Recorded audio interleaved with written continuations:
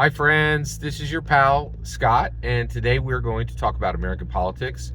And we're going to talk about something really fascinating. This really shocked me. Um, on Slate Political Gabfest, they actually did a whole segment explaining that um, Russia was doing incursions into Europe, not into Ukraine, into Europe. What? All right. So, a couple things about this. One, this shocked me, right? That is surprising in itself, in that I virtually never am shocked by any news. Like the news happens and you're like, oh, yeah, okay. Well, that certainly fits the pattern we've been having. So, this is another iteration of that thing.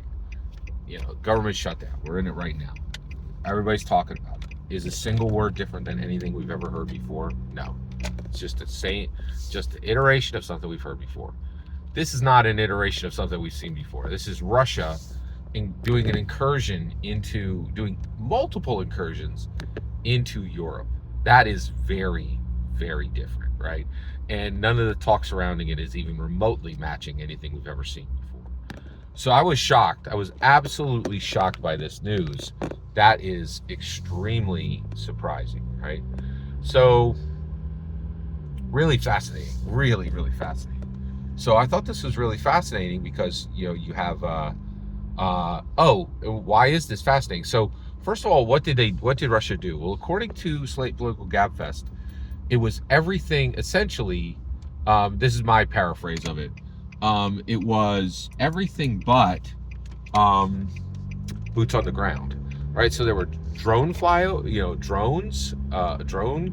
coming in, flyovers over, of fighter jets over European space, cutting cables, like a lot of military actions, but not boots on ground, not soldiers shooting European citizens, right? But absolutely, the absolute preface movements of that exact thing, and you're like, what? Like, and it's shocking because the reality is, the world was kind of like, well, we don't need to worry about this. Uh, you know, Russia's attacking Ukraine, and then everybody was like, well, what's the matter? I don't live in Ukraine. Like that seemed to be where the world was, where the world was coming down on this whole thing. But now this is different. And one of the things that's shocking is what's going to happen now. So nobody knows what's going to happen right now, but we have a pretty good idea, right? And so basically, the EU has been essentially attacked. Okay, in my humble opinion, I think it's fair to say that they've been attacked.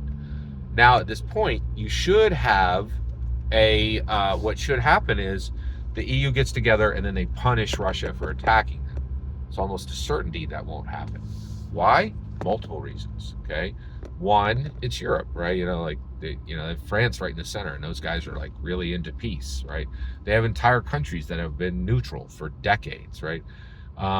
They don't even arm their police, right? Like, so you're like, so what are they going to do, right? Are they going to do an armed response? Almost certainly not. So what would they do? Well, there's they said this term, and I thought it was a really good term on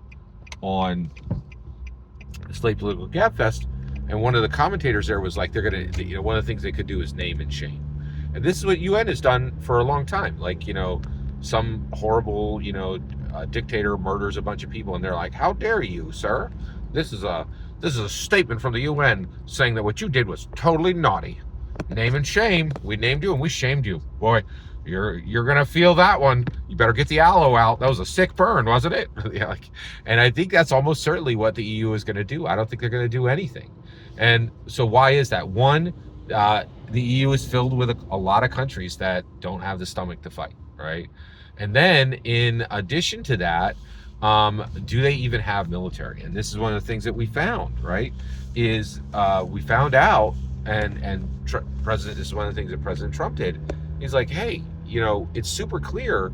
We're the only ones paying our dues in UN, the United Nations generally. It might be a couple other nations putting in a couple dollars. But a lot of people are showing up to the EU and haven't even paid dues, right? Making speeches and aren't paying in. or not paying their fair share, right? And what we found out is they're not just not paying their fair share in the UN. They're not really funding real militaries to do anything, because they're like, oh well, we're allies with America. Those guys have the big dog guns. If we get in any trouble, they'll rush over and save us. And Trump is like, no, no, no, no, no. We're not paying for your military anymore. And so there is a really huge major change. Like, this is a huge major change. And so this is the first time Europe is under threat and has absolutely no guarantee that America is going to rush out and be the superpower. And I think that's interesting, because everybody was like, oh, well, why do we have to be the world superpower? Well, you got what you wanted, right? Now EU is literally directly under attack by Russia, and America isn't doing anything to rush over. One thing I also think is interesting is I think Russia's proving this. You could attack the EU with impunity, right? The worst that's going to happen is name and shame, right? Yeah, man, you do any of this stuff against America, they're going to be red on the ground. Like, it's just the way it is.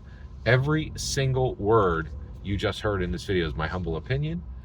The important part is when I get to hear your humble opinion. When you get in the comments and send your traffic, please consider subscribing, and have a fetch millennium.